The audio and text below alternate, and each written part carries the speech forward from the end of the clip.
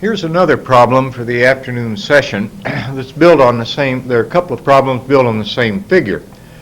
They show you this figure right here, and they tell you that this is bounded by the curve y equals x squared, y equals 0, and x equals 4. So it's kind of a triangular area with a scoop out on one side. And they ask you some things about it. One of the things they ask is, what's the area OAB? And the next thing they ask you is, what is the first moment of the area OAB about the x-axis? And it's not a bad idea to read those two problems before you start working. Let's see how it proceeds. I've redrawn it here. Given the area OAB bounded by y equals x squared, y equals 0, and x equals 4, determine the area AOB. Well, we set up a differential area y dx. We set up our differential element error this way, and we know that y is equal to x squared. So we can find the area by integrating from 0 to 4 x squared dx. And that gives us x to the third power divided by 3, evaluated between 0 and 4, and we get an area of 64 divided by 3. Now we're asked next to determine the first moment of that area about the x-axis. Now, that requires just a little bit of manipulation here. The differential moment about the x-axis, we take the differential area times the distance up to its centroidal axis. Well, its centroidal axis is up there a distance of 1/2 y. There's the 1/2 y times dA. So dm sub x is 1/2 y squared dx, or 1/2 x to the fourth dx. Down here we find the total moment by integrating over the range from x equals 0 to x equals 4. So we have the integral from 0 to 4, half of that integral, x to the fourth dx. Here's the half that's out in front. The integral of x to the 4 is x to the 5 divided by 5, evaluated between 0 and 4. 2 times 5 is 10, and 4 to the 5th is 1,024. So we end up that the first moment is 512 divided by 5. Now, that finished the sample problems that we were given for that particular set of problems.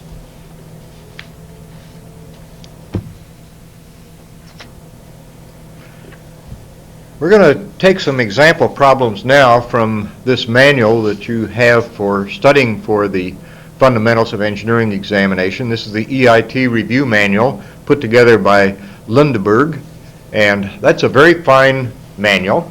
And I'm going to pick problems that come from the beginning, let's see, they're not numbered, but they're at the beginning of the mathematics section. And it's topic Roman numeral 3, mathematics, time limit, 45 minutes. So we're going to see how these problems go. I think you're going to be pleased with the fact that we'll be able to go through them a little bit easier and perhaps in less time than the time limit quoted there. Now, I have made photocopies of that thing so that I can move them back and forth out of there easier than handling the manual itself. But if you'll follow along with me, beginning with problem number 1, where it says, what is the general form of equation for a line whose x-intercept is 4 and whose y-intercept is -6? If you'll start at that point and follow along with me, we should get along pretty well. Now, this is a Lundberg diagnostic exam. I don't think that fellow's an Irishman. The general form of the line, if we draw a picture of it, this thing is going to cross the x-axis at x equals 4, y equals 0, and it's going to cross the y-axis at x equals 0, y equals minus 6. You can go through and derive the equation. You can use y equals mx plus b, and you can calculate all of this stuff out. But that's not the way to work this problem quickly. You had a list of equations. Put any one of these points, say 4, 0 in it, and you will find it satisfies two of them. Put the other 2 points, 0 and minus 6 in it, and you will find out it satisfies 2 of those, and only one of them overlaps. So consequently, you do end up with a solution, and it happens to be item C. There's one of them that doesn't work for those points at all. Now, the next one of them gives you a problem, and I hope I'll be able to demonstrate a calculator on here, because it gives you the problem that it says the cosecant is minus 8/5. What is the cosine of 2 theta? Yes, as a genuine, bona fide, tenured professor, I should encourage you to go ahead and do this by trig identities, because that's the real way. However, as my students would point out to you, there is another way to do this. Take your trusty calculator, and you have the cosecant is 8/5. Now, minus 8/5 to be exact. The cosecant is 1 over the sine. The cosecant is 1 over the sine. That means the sine is minus 5/8. Okay? Well, with the calculator, and I'm trying to see whether I can get this so that the glare is not on it. It looks like it's working. I can take this calculator, I can do a 5 enter, and I can do an 8 divide, and I can do a change sign, and I now have minus 0.625 sitting in the calculator. And I can say, Mr. Calculator, what angle would give me a sine of that value? And the calculator says that angle is 38.62 degrees minus.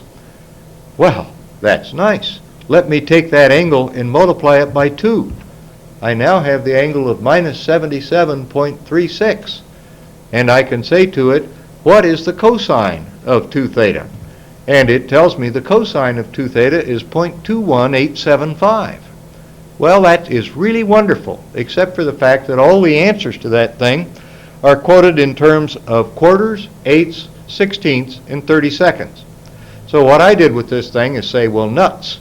Let's take this 32 times and let's see what we get out of it. And it's 7 30-seconds. 7 30-seconds, and that happens to be answer A.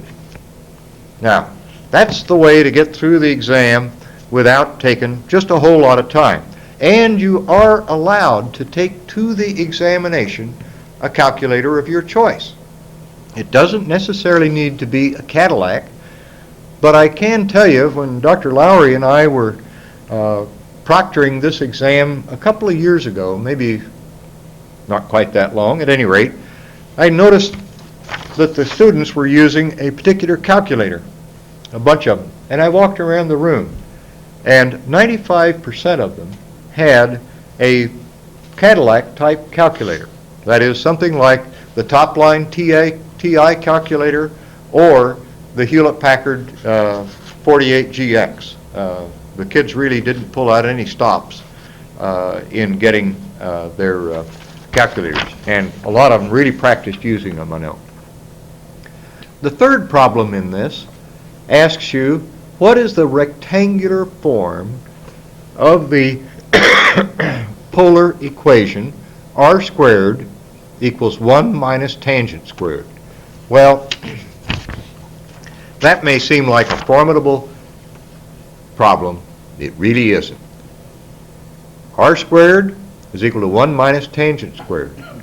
But r squared is x squared plus y squared. It's equal to 1 minus tangent squared. The tangent is y divided by x. Well, to get it in the form that's listed in the answers available, you multiply through by the x squared and collect the terms on one side, and you immediately find out that it's item D. Okay. The next one, number 4, I should have written out in separate form, but I didn't. This is one of those problems that solves itself very quickly. This is number 4. Slide it around here so you can get a good look at it. For 3 matrices, A, B, and C, which of the following statements is not necessarily true? Now, A, B, and C have to have some properties in common for any of these to be possible.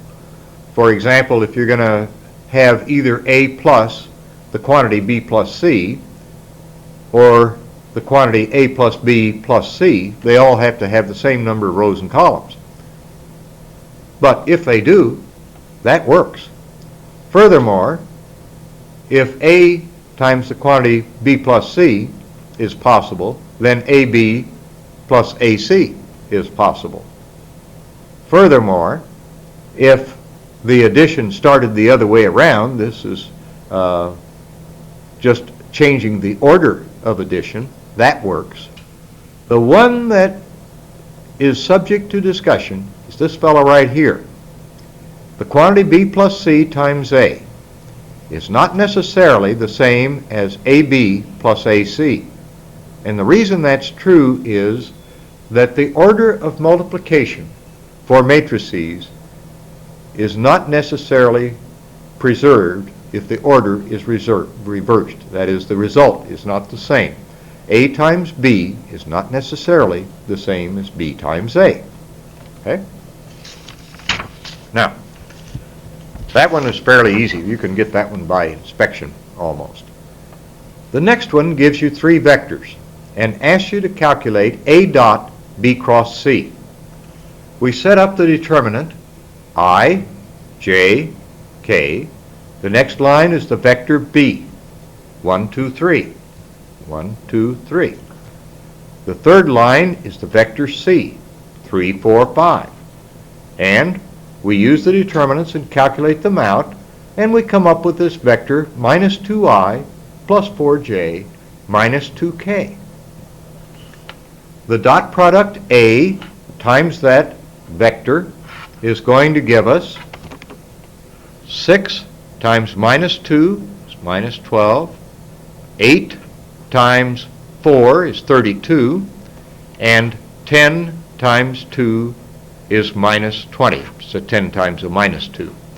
So I get minus 12 and minus 20 gives me minus 32, plus 32 gives me 0.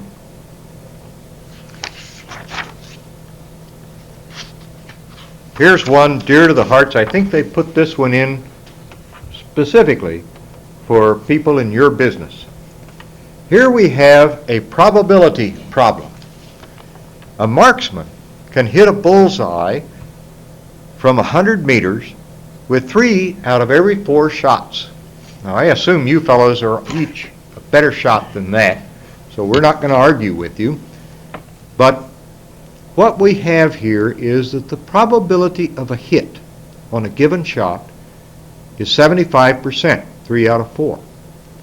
What the problem asks you is, what is the likelihood that this marksman will score at least 1 bullseye with the next 3 shots? Let me repeat that. What's the probability that this marksman, who has a likelihood of hitting 3 chances out of 4 every shot, is going to hit at least once in the next 3 shots? Well, you know that's going to be a real high probability, right? His probability of hitting each time is 3/4, so his probability of missing is only 1/4. And it's actually the missing part that's the easiest way to work this problem, because the likelihood that he's going to miss 3 times in a row is just the cube of the probability that he'll miss on once. So that's 1 chance in 64. The chance that he's going to hit more, 1 chance or more is 1 minus that, or 63 over 64. You don't want to mess with that guy if he's got 3 bullets left in his gun. Not unless you're really brave or tired of living. The next one, in fact, I think I worked them out of order. That was number 7, and this is number 6. This is Aggie land. Occasionally we do get confused. The problem number 6 is a geometric progression. It tells you that the second term in a progression is 3 over 10, and that the sixth term in the progression is 243 divided by 160. And it asks you, what's the first term? Well, we know the second term is the first term times the r, the rate. We also know that the sixth term is r times the fifth, r squared times the fourth, r cubed times the third, and r to the fourth times the second one. Well, that's handy, because that lets me say that 243 is equal to 3 over 10 times r to the fourth. I solve for r to the fourth, and I find out that it's 81 divided by 16. That's a very handy number, because I can take the fourth root of both 81 and the fourth root of 16 and find out that r itself is just 3 halves. So T2 is 3 halves. It's equal to T1, or excuse me, T2 is 3 tenths. It's T1 times 3 halves. So T1 turns out to be 1/5.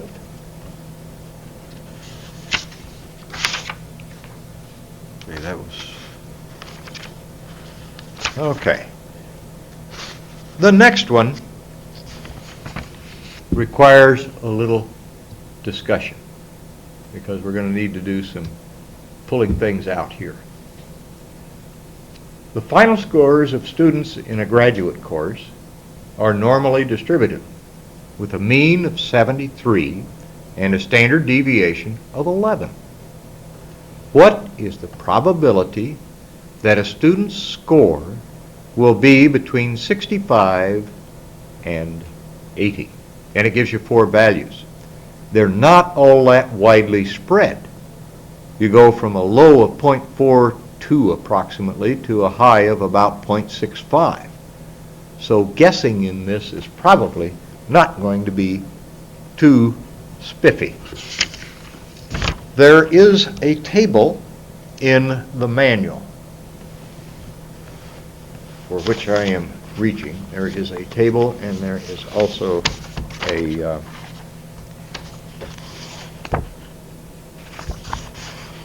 found it relatively easily. We have the table of normal distribution. It's on page 9 of your manual. And preceding that, in the business on probability, you have a section that deals with normal distribution. And if we could zoom a little bit on that equation right there for f of x, you will notice it has an e to the minus parenthesis x minus mu quantity squared divided by 2 sigma squared. Sigma is the standard deviation, mu is the mean, and x are the scores. You don't need to worry about the rest of this stuff over here, because we're going to pick it off of this table in just a minute. Now, I lost the problem. There we go. We have a mean of 73, a standard deviation of 11, and we're supposed to figure out the probability that a student's score is going to range between 65 and 80. Now, we figure this x value, as I called it here, s minus mu divided by sigma. Remember, that was in that exponent. And we get a value for the lower one. The mu is 73, the score is 65, and I wrote these down in the wrong order. That's why it's minus 73 plus 65. And it comes out to be minus 8 over 11, which is approximately 0.73. It's actually minus 0.73. And we're just going to use minus 0.7. Round it down. Similarly, x2 is the score, 80 minus 73, the average, divided by 11, and we get plus 7/11, which is approximately 0.6. We need the area under the normal distribution curve between minus 0.7 and plus 0.6. Here's the way you do that. Notice that this table has a bunch of pieces in it. One of them has the area from minus infinity all the way up to x. Another part of the table has the area from x on up. Furthermore, you notice that this table is symmetric. Right? Notice these curves are all symmetric. So the fact that it only gives you the area from here on up, it also could have given you the area from minus infinity up to x. Okay? And that's what gets us across the creek right here. We pick, I'm going to be switching back and forth here for a minute, so it may get a little hard to follow, the probability that it's going to land between 65 and 80. You take the probability for everything from minus infinity up to plus 6. And I'll show you in the table where this figure of 0.7257 comes from this 0.6, f of 0.6. Then you subtract off the r of 0.7, 0.2420. Let me show you where those values are. Here is 0.6, and I'm coming across the table, and right there is the 0.7257. That's the first value. On just the line below, I go across one more, and I'm subtracting off minus r of x. Remember that that area is the same as the one coming up to here, and that's the 2420. So when I subtract those two things, I come up with the value exactly as quoted in the answer, the 0.4837, and that happens to be answer B. So it wasn't nearly as bad to work. Most of the normal distribution problems you will encounter that I have ever seen in these exams are relatively straightforward. They're not too bad. The next one asks you to evaluate a limit. A limit as x approaches 0 of 1 minus e to the 3x divided by 4x. If you blindly proceed to put x equals 0 in this thing, the numerator becomes 1 minus e to the 0, and e to the 0 is 1. So you get a 0 in the numerator. Well, that's not so bad. But when you put x equals 0, you also get a 0 in the denominator. So you've got the ratio of 0 over 0, and there's no way to tell, at least initially, what that ratio ought to be. L'Hopital's rule, which is in the manual, we mentioned it earlier, says take the derivative of the numerator, which in this case is minus 3e to the 3x. Take the derivative of the denominator is 4x, its derivative is just 4, and once again take the limit, in this case, as x approaches 0. And we're going to get a limit of minus 3/4. Okay? So that's the way it worked. This is an interesting question, the next one, to give to a bunch of folks who are going to take the fundamentals of engineering examination in the great state of Texas, at least down here as far south as we are in College Station. Because the next one, I got to read this statement to you. I realize that you guys are a little farther north and you're more in the continental climate than we are down here in the oven of Houston, or at least the Houston weather. It says the radius of a snowball rolling down a hill is increasing at the rate of 20 centimeters per minute. That is not a likely event in College Station on two scores. One, a snowball would have a heck of a time rolling anywhere for a whole minute in College Station. And secondly, it'd have a pretty difficult time finding a hill in College Station. How fast is its volume increasing when its diameter is a meter? All right. Now, it's a well-stated problem, and these kinds of accretion things do occur. If they wanted to make this a Texas problem, they should have used hailstones, because the differential equation governs them. In this case, we have a snowball. We're told that the rate of increase of its radius is 20 centimeters per minute. And they ask you, what's the rate of change of its volume when its diameter is a meter? Well, we do have to remember that if its diameter is a meter, its radius is a half a meter. And from those formulas on mensuration that you're given, you can readily find that the volume of a sphere is 4/3 pi r cubed. You can differentiate that with respect to time and find out that the time rate of change of the volume is 4 pi r squared dr by dt. From here on, it's just a matter of substituting in the numbers. dv dt is 4 pi, the radius is 1/2 squared, and the rate the radius is increasing is 20 centimeters per minute, which is 20 over 100 meters per minute. And we end up with 0.2 pi for the result, and that's 0.63 cubic meters per minute is the rate of change of the volume of this snowball. There were a lot more of those snowballs where I did my graduate work at Cornell University in upstate New York, especially this time of year. Now, here we are evaluating another integral. And this again is a continuation of problems out of your study manual from Lüneburg. We're asked to evaluate the integral cosine squared x times the sine of x dx. You will not find that listed directly in your table of integrals, but you will find in that table of integrals a number of things that shows you how to integrate by parts, by trig substitution, by completing the square, and other methods. In this particular case, I do a substitution. Let u equal the cosine of x, then du, differentiating this, is minus sine x dx. So I look at my original integral, I put a minus sign in front of it, write the cosine squared, and put the sine of x dx in parentheses along with a minus sign, and I've got an integral of the form minus the integral of u squared du.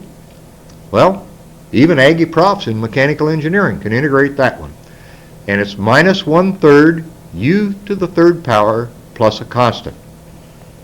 And we end up with the integral then, substituting back here, minus cosine cubed of x over 3 plus an arbitrary constant. The next one you have to read like a Philadelphia lawyer, because it asks you to find area bounded between a curve and an axis, as well as two limits. I'm going to lay it on top here for just a minute. What is the area of the region bounded by the curve y equals sine x and the x-axis on the interval between x is equal to pi by 2 and x is equal to 2 pi? Well, I plotted this out. And you'll notice that for 1/3 of this region, namely from pi by 2 to pi, the area is above the x-axis and would therefore be positive. But for 2/3 of this region, it's below the axis and would be negative. If I were to take the standard integral from pi by 2 to 2 pi of the sine of x dx, I would get left over just this little part in here, because this area would cancel the one over here. So I have to do a sign change. I integrate from pi by 2 to pi, that's that part, and then I take the negative of the integral from pi to 2 pi. That'll give me a positive result for the area. The integral of the sine of x dx is minus the cosine. The limits, the first part, are pi by 2 to pi, and in the second part, they're pi to 2 pi. Remember the change of sign here. And when I add it all up, I get 3, and that's one of the answers listed. I have to admit, that's not one of my favorite problems in here, because it's one of those kinds of problems that's likely to start arguments.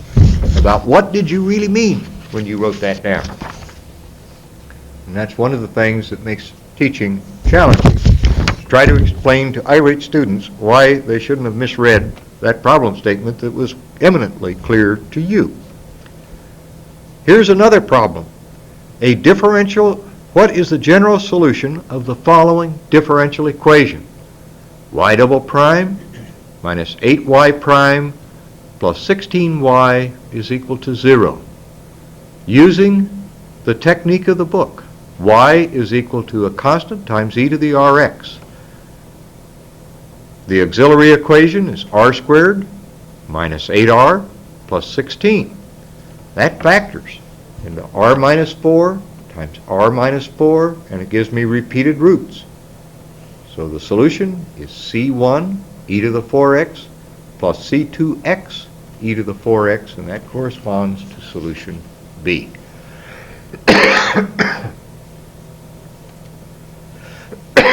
Excuse me. The next one, number 14, is a Laplace transform problem. And number 14 states, find the Laplace transform of the equation with the given boundary conditions. Let me slide that up a little bit. The boundary conditions are f prime of 0 equals 0 and f of 0 equals 0. While he calls them boundary conditions, a number of you, particularly electrical engineers, would consider those as initial conditions. The differential equation is the second derivative of f with respect to t plus f of t is the sine of beta t. There's an interesting point between Lüneburg and the manual at this stage.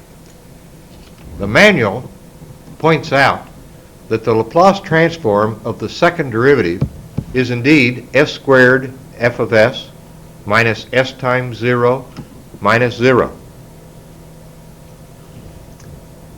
The Laplace transform of f of t there is f of s. But interestingly, the manual does not have the Laplace transform of the sine of beta t. It is beta over s squared plus beta squared. And when you solve this equation, you get f of s is equal to 1 over 1 plus s squared times beta over s squared plus beta squared.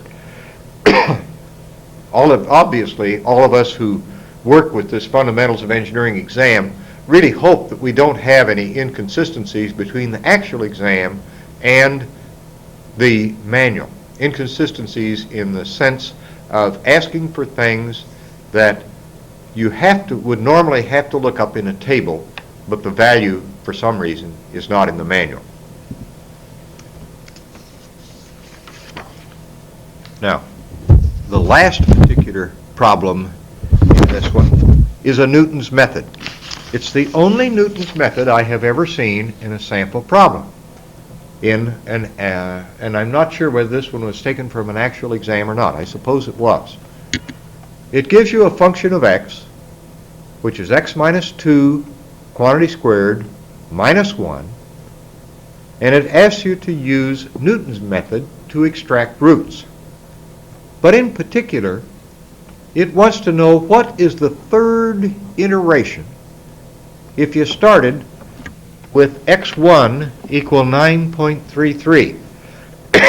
Believe me, that's an odd place to start. Usually when we make a first guess, it's a whole number.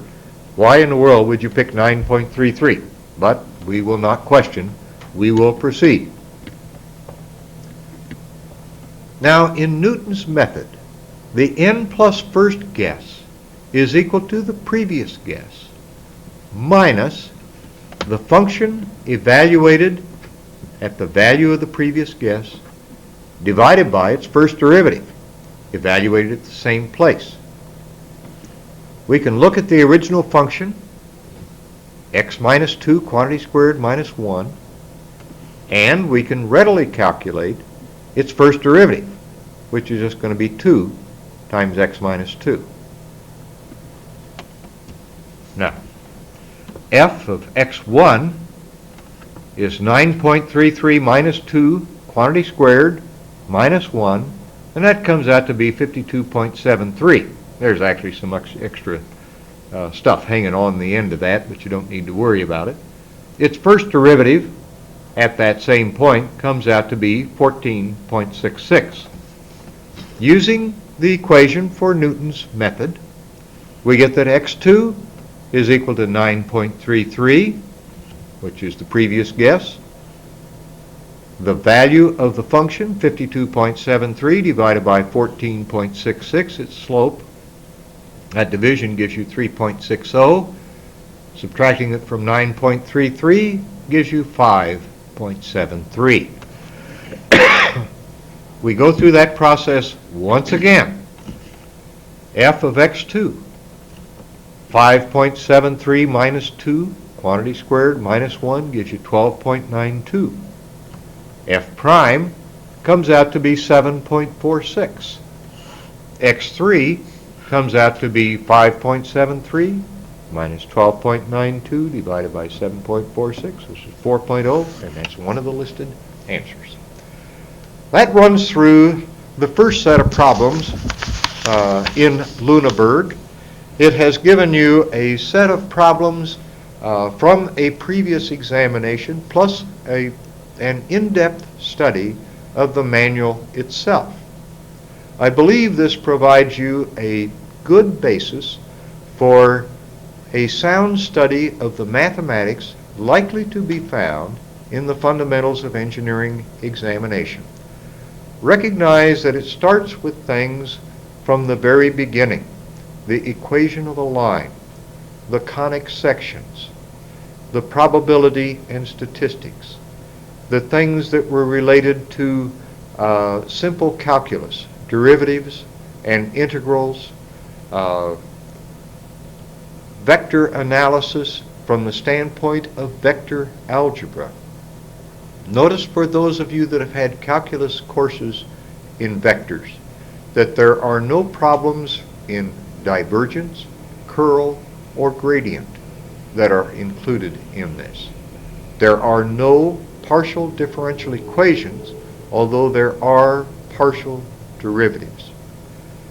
The mathematics content of the exam is reasonable. It is reflective of what is normally practiced in engineering.